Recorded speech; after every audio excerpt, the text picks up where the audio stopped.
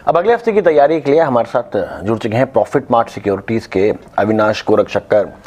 Avinash sir, कैसे देखें इस हफ्ते के बाजार को, क्योंकि रेंज बाउंड रहा, बहुत ज़्यादा कुछ इसमें से क्यूज निकल के आ रहे हैं और अगले हफ्ते का इस पे क्या असर पड़ेगा, कैसे हम अगले हफ्ते की तैयारी करें इस हफ्ते के मार्केट को देख के? उत्कर्ष, मुझे लग रहा है कि अगला हफ्ता काफी इंपॉर्टेंट रहेगा क्योंकि क्रेडिट पॉलिसी का जो डिसीजन है वो आने वाला है, प्लस आईएफपी के आंकड़े आने वाले हैं। मुझे लग रहा है कि अभी ग्लोबल मैक्रोज और डोमेस्टिक मैक्रोज वो मार्केट्स को डेफिनेटली थोड़ा बहुत इम्पैक्ट करेंगे। मुझे लग रहा है कि नतीजों का सीजन तो खत्म हो चुका है, तो अभी स्टॉक स्पेसिफिक एक्टिविटी से ज्यादा ये जो मैक्रो नंबर्स आएंगे वो मेरे ख्याल से मार्केट्स को आगे एक डायरेक्शनल मोड़ देंगे। और आज जिस तरीके से मार्केट्स ने सेकंड हाफ में बिकवाली का प्रेशर देखा है, मुझे लग रहा है कि आने वाले हफ्ते में भी काफी वोलेटिलिटी रहेगी, क्योंकि किस प्रकार की कमेंट्री आरबीआई गवर्नर करेंगे, क्या डिसीजन आएगा, ये लेके काफी एंक्शियसली मार्केट इनकी कमेंट्री को वेट करेगा। तो मेरे ख्याल से आई थिंक क्लोज वॉच रखना चाहिए। हालांकि मैं समझता हूँ कि गिरावट में काफी अच्छे सेक्टर्स है, जैसे कि ऑटो है, डिफेंस है, बैंकिंग में भी हमको लग रहा है कि अगर इंटरेस्ट रेट बढ़ते भी है तो इसका डेफिनेटली लॉन्ग टर्म इम्पैक्ट तो इनके यील्ड्स पे और स्प्रेड्स पे डेफिनेटली पॉजिटिवली प्ले आउट होगा। बट डेफिनेटली आई थिंक कमजोरी का जो फायदा है वो ऑब्वियसली इन्वेस्टर्स को अच्छे क्वालिटी स्टॉक्स को एक्यूमुलेट करना चाहिए। ट्रेडर्स के लिए मैं समझता हूँ स्ट्रिक्ट स्टॉप लॉसेस रखें, क्योंकि मार्केट अगले हफ्ते में काफी वोलेटाइल रहेगी। एक बड़ी इंपॉर्टेंट बात कही आपने अविनाश सर कि अर्निंग सीजन जा चुका है। एक बार हमें बताएं, आपके हिसाब से जो पूरा अर्निंग सीजन रहा, आप इसको कैसे आंकते हैं? उत्कर्ष, मुझे लगता है कि देखिए इस क्वार्टरली सीजन में एक बात तो क्लियर है कि मार्जिन प्रेशर का क्लियरली दिख रहा है। और जिस प्रकार का हमने 2021 का साल देखा था, वहां पे मार्जिन प्रेशर बिल्कुल नहीं था। इनफैक्ट मार्जिन एक्सपेंशन हो गया था, क्योंकि काफी खर्चे कॉर्पोरेट्स के कोविड के कारण कम थे। लेकिन अभी अपार्ट फ्रॉम नॉर्मल सी अभी क्या हो रहा है कि रॉ मटेरियल कॉस्ट को इन्फ्लेशन काफी सिग्निफिकेंटली दिख रहा है। अगर हम स्टील कंपनीज की बात करें, अगर हम ऑटो कंपनीज की बात करें, कंजम्पशन कंपनीज की बात करें, तो raw material cost push inflation काफी सिग्निफिकेंटली हो चुका है। क्रूड की कीमतें बढ़ी है। तो मेरे ख्याल से जो पहला क्वार्टर FY 22-23 का भी आएगा, वहां पे आपको मार्जिन प्रेशर देखने को मिलेगा। ऐसा नहीं है कि ये मार्जिन प्रेशर रुकेगा, क्योंकि इन्फ्लेशन अभी भी काफी चढ़ा हुआ है। और जब तक ये कूल ऑफ होता नहीं है, तब तक मेरे ख्याल से ये जो फोर्थ क्वार्टर के रिजल्ट्स आए हैं, मोटा मोटी तो ठीक ठाक है, लेकिन डेफिनेटली मार्जिन प्रेशर काफी एविडेंट है, जो अच्छी बात नहीं है। और आने वाले क्वार्टर में भी हो सकता है कि वॉल्यूम ग्रोथ जरूर आए, लेकिन मार्जिन प्रेशर कंटिन्यू रहे। तो नेट आई थिंक मार्केट्स थोड़े से स्ट्रगल करेंगे। और मेरे ख्याल से इनमें कम से कम जो बड़े फ्रंटलाइन कंपनीज है, वो अगर थोड़ा सा मार्जिन एनहांसमेंट दिखाते हैं, तो ही स्टॉक स्पेसिफिकली आपको अच्छी खासी अपसाइड देखने को मिलेगी। अदरवाइज मार्केट डेफिनेटली ये अंदाजा लेकर चल रहा है कि मार्जिन प्रेशर जो फोर्थ क्वार्टर में हमने देखा है, वो शायद फर्स्ट क्वार्टर ऑफ FY 23 में भी रिपीट हो। अविनाश, मुझे लगता है कि बाकी सारे जो क्यूज हैं वो एक तरफ, लेकिन सबसे बड़ा जो क्यू रहेगा वो आरबीआई की MPC बैठक रहेगी। किस तरीके से देखते हैं आप? क्योंकि देखिए, इससे पहले जो आरबीआई बैठक हुई, जो अकस्मात बैठक हुई, उसमें तो ये लगा था कि अब जो बैठक होने वाली है उसमें रेट्स जो हैं वो और बढ़ाए जाएंगे। लेकिन क्या आपको लगता है कि जो एक्साइज ड्यूटी कट हुआ है उसका फर्क पड़ सकता है यहाँ पे, और आरबीआई का जो स्टैंड है वो थोड़ा सा अकोमोडेटिव होगा यहाँ पर? मुझे लग रहा है कि उत्कर्ष, आई थिंक अकोमोडेटिव पॉलिसी अगर आती है तो मार्केट्स को बिल्कुल पसंद आएगी। बट जिस प्रकार की कमेंट्री गवर्नर साहब ने पिछले बार की थी, उन्होंने एक बात तो क्लियर कहा था कि इंटरेस्ट रेट्स का बढ़ना इनविटेबल है, इसमें कोई सेकंड थॉट नहीं है। तो डेफिनेटली इंटरेस्ट रेट्स बढ़ेंगे, बट जो कमेंट्री आएगी वो मेरे ख्याल से इंपॉर्टेंट रहेगा। थोड़ा बहुत एक्साइज ड्यूटी कट से रिलीफ जरूर मिला है और इंडस्ट्री भी खुश है, बट इसका असर इन्फ्लेशन पे कितना होगा, इन्फ्लेशन का टारगेट वो क्या मान के चल रहे हैं, ये सारी बातें मेरे ख्याल से इंपॉर्टेंट रहेगी। तो इस बार मुझे भी लग रहा है कि शायद रेट हाइक जो आना है वो तो आने वाला है, वो तो मार्केट्स भी डिस्काउंट कर रही है। बट आगे का जो ग्रोथ आउटलुक है और कमेंट्री है जो गवर्नर साहब बताएंगे, वो इंपॉर्टेंट रहेगी। अगर वहां पे हॉकिश कमेंट्री आती है तो डेफिनेटली मार्केट्स थोड़ी बहुत और चिंता करेगा, क्योंकि अगर ज्यादा इंटरेस्ट रेट हाइक आते हैं तो मार्केट्स ये अनुमान लगा के चलेगा कि जो लिवरेज वाली कंपनियां हैं, इनके लिए आगे कॉस्ट ऑफ फाइनेंसिंग काफी महंगा पड़ेगा। तो I think let us wait and watch, but definitely commentary will be more important than the rate hike. एक और बहुत बड़ा सवाल था अविनाश यहाँ पर कि पिछले कुछ हफ्तों से एक तो हम हिंदुस्तान में जो हलचल हो रही है वो देखते ही हैं, हम बाहर भी हलचल देखते हैं, जो ग्लोबल फैक्टर्स हैं उनकी हलचल भी देखते हैं। चाइना में जो कोविड हुआ था, जो रशिया यूक्रेन में इस समय पूरा विवाद जो अब चलता ही जा रहा है, लेकिन धीमे धीमे करके अभी किस ओर जा रहा है अभी तक किसी को नहीं पता।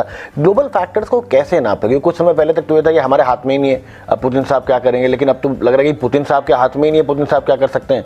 तो आप इसको, इस पूरी ग्लोबल सिचुएशन को हम कैसे, जब हम ट्रेड कर रहे हैं, ध्यान में रखें?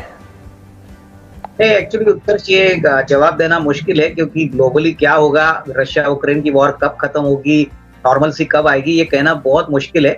ऑलरेडी तीसरा महीना कट चुका है इस वॉर को लेके। मेरे ख्याल से मैं ऑप्टिमिस्टिक हूँ, मुझे लग रहा है कि अगर जुलाई एंड तक ये वॉर खत्म होती है तो सारे जो मैक्रो कमोडिटीज है, मैक्रो नंबर्स है, जैसे कि क्रूड है, नेचुरल गैस के प्राइसेस है और कमोडिटीज है, इसमें डेफिनेटली आपको कूल ऑफ देखने को मिलेगा। रही बात रशिया को लेके, तो अभी ऑयल को लेके ओपेक्स ने कल एक अच्छी बात कही है कि वो सप्लाई बढ़ाएंगे, तो उससे डेफिनेटली थोड़ी बहुत तेजी जो क्रूड ऑयल में हमने देखी है वो शॉर्ट टर्म में थोड़ी सी ठंडी हो जाएगी। बट उसके बाद कैसे मैक्रो फैक्टर्स ओपन अप होते हैं, उसका असर दूसरे कमोडिटीज पे कैसे होता है। रुपया का मूवमेंट भी काफी इंपॉर्टेंट है, क्योंकि काफी समय तक पिछले हफ्ते डॉलर इंडेक्स भी थोड़ा सा ठंडा हो चुका था। तो अगर मैं समझता हूँ कि ग्लोबल कंसर्न्स देखें तो अभी भी बरकरार है, यहाँ पे वोलेटिलिटी जारी रहेगी और मेरे ख्याल से हो सकता है कि आगे अगले 1-2 हफ्ते के लिए तो जो पोजीशन अभी है वैसे ही रहने की आशंका है। तो यहाँ पे एग्जैक्टली पॉइंट आउट करना ये कब खत्म हो गया और इसका ऐसे उसको इसको ऑपरेट करके काम करना है, मेरे ख्याल से एक ही मैं कहूंगा कि जो इंडिया में एक्सपोर्ट ओरिएंटेड कंपनीज है उनके ऊपर ज्यादा फोकस करें, क्योंकि जितना रुपया डिप्रिशिएट होता है उतना इंडियन इकोनॉमी के लिए काफी अच्छा रहेगा। सो एक्सपोर्ट ओरिएंटेड सेक्टर जैसे आईटी है, ऑटो कंपोनेंट्स है, फार्मा है, यहाँ पे मुझे लग रहा है कि थोड़ा बहुत एक्शन आपको देखने को मिलेगा, क्योंकि अर्निंग्स जब शुरू होंगी अगले साल के लिए तो इसमें डेफिनेटली थोड़ा बहुत रियलाइजेशन में इनको बेनिफिट मिलेगा। आईटी की अगर हम बात करें तो क्या आप भी वही व्यू रखते हैं आईटी में, जो मिहिर का है कि इन स्ट्रक्चरल टर्म 3 से 5 सालों की अगर बात करें तो बहुत ज़्यादा उसमें ग्रोथ नहीं है, लेकिन शॉर्ट टर्म के लिए आपका क्या व्यू है आईटी पे? और मेरा एक और सवाल था कि एक तो हो गया इन्फॉर्मेशन टेक्नोलॉजी, एक हो गया हम जो नई टेक कंपनीज हैं, हमने जोमेटो को देखा, पेटीएम को देखा, और जो नई कंपनी है इनिशियली इतना ज़्यादा बस था और सबको लगा कि बस ये जो डिजिटल कंपनियां हैं वही कल का फ्यूचर हैं और वही कल संभालेंगे, तो आज से उसमें पैसा लगाना शुरू करें। और बहुत लोग अब आपको सवाल पूछते दिख जाते हैं कि अरे इन स्टॉक्स में क्या करें। तो आईटी का और स्पेशली जो न्यू एज टेक्नोलॉजी कंपनीज हैं उनके बारे में आपका क्या व्यू है? उत्कर्ष, पहले तो जो ट्रेडिशनल आईटी कंपनियां है, जैसे मेयर जी ने कहा कि जो मेन कॉर्पोरेट इंजन था यूरोप यूएस से, वो कॉर्पोरेट स्पेंडिंग शायद अभी थोड़ी सी स्लो डाउन होगी, क्योंकि वहां पे डेफिनेटली स्लो डाउन के साइंस दिख रहे हैं। तो जो भी आईटी कंपनीज यूएस और यूरोप को केटर कर रही है, हो सकता है कि आने वाले 1-2 क्वार्टर्स के लिए चैलेंजेस रहेंगे, प्लस एट्रिशन का इम्पैक्ट आ रहा है। काफी इंडियन कंपनीज ने 25-28% की एट्रिशन लेवल देखी है। तो मेरे ख्याल से अगले 3 से 6 महीने के लिए अंडर परफॉर्मेंस आपको आईटी कंपनीज में शॉर्ट टर्म में देखने को मिलेगी। मार्जिन्स भी प्रेशर में रहेंगे और जो कमेंट्री आएगी वो काफी इंपॉर्टेंट रहेगी, क्योंकि नए ऑर्डर विन्स अगर आते नहीं है तो मार्केट इसको नेगेटिवली लेगा। रही बात न्यू एज कंपनीज के, जैसे जोमेटो हो गया, पेटीएम हो गया, पॉलिसी बाजार हो गया, मुझे लग रहा है कि इन कंपनीज में जो एक्साइटमेंट 6-8 महीने पहले थी वो मेरे ख्याल से बिल्कुल निकल गई है, क्योंकि मार्केट अभी क्लियरली डेटा पॉइंट्स को देख रहा है। ये कंपनीज ना तो कामकाजी मुनाफा या प्रॉफिट बना रही है, इनका सिर्फ रेवेन्यू देख के इनकी वैल्यूएशंस पे लोगों ने एक अंदाजा लगाया था। मेरे ख्याल से पेटीएम की भी बात करें तो वो सितंबर 23 में ऑपरेटिंग इबिटा पॉजिटिव होने की बात कर रहे हैं। अगर हम जोमेटो की बात करें तो जोमेटो भी काफी बड़ी चैलेंजिंग पोजीशन में, खुद तो लॉस बना ही रही है। ब्लिंकिट का भी उन्होंने जो एक्विजिशन किया है वो भी लॉस मेकिंग है।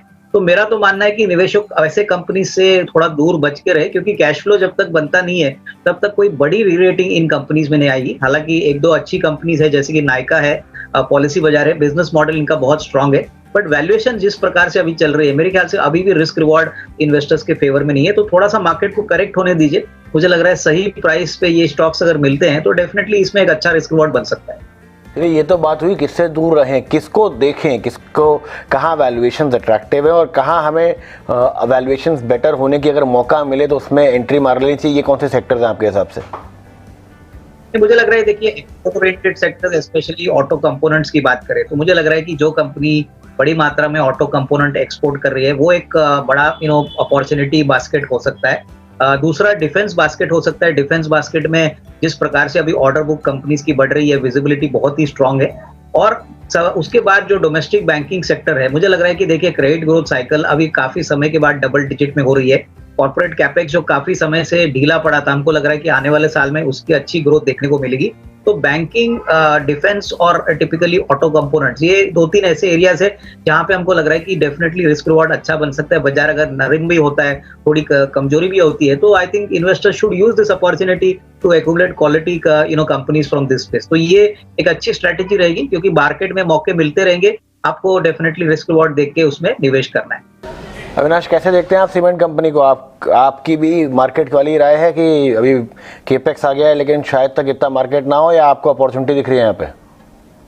नहीं, मुझे लग रहा है कि देखिए, cement companies at least near term में तो चैलेंजेस फेस करेंगी, क्योंकि अडानी ने जो एक्विजिशन किया है उसके बाद इमीडिएटली उन्होंने कहा है उत्कर्ष की वो कैपेसिटी डबल करेंगे। तो बहुत inorganic as well as organic तरीके से एक्सपेंशन तो वो करने ही वाले हैं। अभी आज हमने सुना कि अल्ट्राटेक ने भी बहुत बड़ा एक्सपेंशन अनाउंस किया है। तो सीमेंट सप्लाई डेफिनेटली बढ़ने वाला है, लेकिन मैं यही कहूंगा कि जो सीमेंट कंपनीज है जो एक्सक्लूसिव ऐसे एरियाज में काम करते हैं जहां पे ज्यादा कंपटीशन नहीं है, जैसा कि बिरला जूट है जो ईस्ट इंडिया में काम करता है, टिपिकली रैमको सीमेंट है, तो मुझे लग रहा है कि स्पेसिफिक पॉकेट्स में जहां पे डिमांड अच्छी रहेगी वहां पे सीमेंट कंपनीज अच्छी करेंगी। बट ओवरऑल जो ऑल इंडिया प्लेयर्स है वहां पे हो सकता है कि सप्लाई प्रेशर ज्यादा होने के कारण एटलीस्ट कम से कम आने वाला साल इनके लिए बहुत चैलेंजिंग रहेगा। इनपुट प्राइसेस भी अगर हम देखें तो कोल के प्राइसेस, पेटकोक के प्राइसेस, ये ऊपरी लेवल से थोड़े से कम तो जरूर हो गए, लेकिन डेफिनेटली प्रीवियस ईयर के कंपैरिजन में एलिवेटेड है। तो I would avoid the space for the time being, और मैं कम से कम एक आध या 2 क्वार्टर्स के परफॉर्मेंसेस देखने के बाद ही यहाँ पे निवेश के मौके बनेंगे। तो अभी फिलहाल इस लेवल पे एंट्री करना नहीं चाहिए। इनफैक्ट सर ये सब इन्वेस्टमेंट रिकमेंडेशंस है। तो पहला स्टॉक जो मुझे पसंद है वो भारत फौज है। ऑटो कंपोनेंट्स में ये दिग्गज प्लेयर है और एक्सपोर्ट के पॉइंट ऑफ व्यू से यूएस मार्केट्स को बड़ी मात्रा में एक्सपोर्ट करता है। स्टॉक करीबन 658 का है। मुझे लग रहा है कि अगर 6 से 12 महीने का टाइम फ्रेम है तो इसमें करीबन 740-750 का टारगेट प्राइस मिल सकता है। दूसरा जो डिफेंस का प्ले हमको पसंद आ रहा है वो भारत इलेक्ट्रॉनिक्स है। काफी स्ट्रॉन्ग ऑर्डर बुक है, करीबन 57,000 करोड़ की ऑर्डर बुक है, और जिस प्रकार से अभी ड्रोन की पॉलिसी आई है, एवियोनिक्स का फोकस आया है, हमको लग रहा है कि BL will be a very strong player even in the drone space, और इसका फायदा कंपनी को जरूर मिलेगा। तो करीबन 275-280 का एक नियर टर्म का टारगेट अगले 6 से 8 महीने में पॉसिबल है। और फाइनली बैंकिंग सेक्टर में हमको लग रहा है एसबीआई बहुत ही अट्रैक्टिव लेवल पे आया। हालांकि ये काफी वोलेटाइल हो सकता है आने वाले हफ्ते में, क्योंकि आरबीआई की पॉलिसी है। मुझे लग रहा है कि इस प्रकार का इनका योनो ऐप का मोनेटाइजेशन का प्लान है, प्लस जिस प्रकार की उनकी एसेट क्वालिटी ठीक ठाक हो गई है, लोन बुक ग्रोथ भी काफी अच्छा है, तो यहाँ पे अगर इंटरेस्ट रेट बढ़ते भी है तो इसके लिए डेफिनेटली एक पॉजिटिव रवअप आएगा। साल भर की अगर हम बात करें तो कम से कम 545-550 का एक टारगेट एसबीआई में मिल सकता है। काफी अच्छा रिस्क रिवॉर्ड करंट लेवल से पॉसिबल है। तो ये जो विकल्प है काफी सेफ है और मुझे लग रहा है रिस्क रिवॉर्ड मिल सकता है, प्रोवाइडेड आप 6 to 12 मंथ्स का टाइम फ्रेम रखें।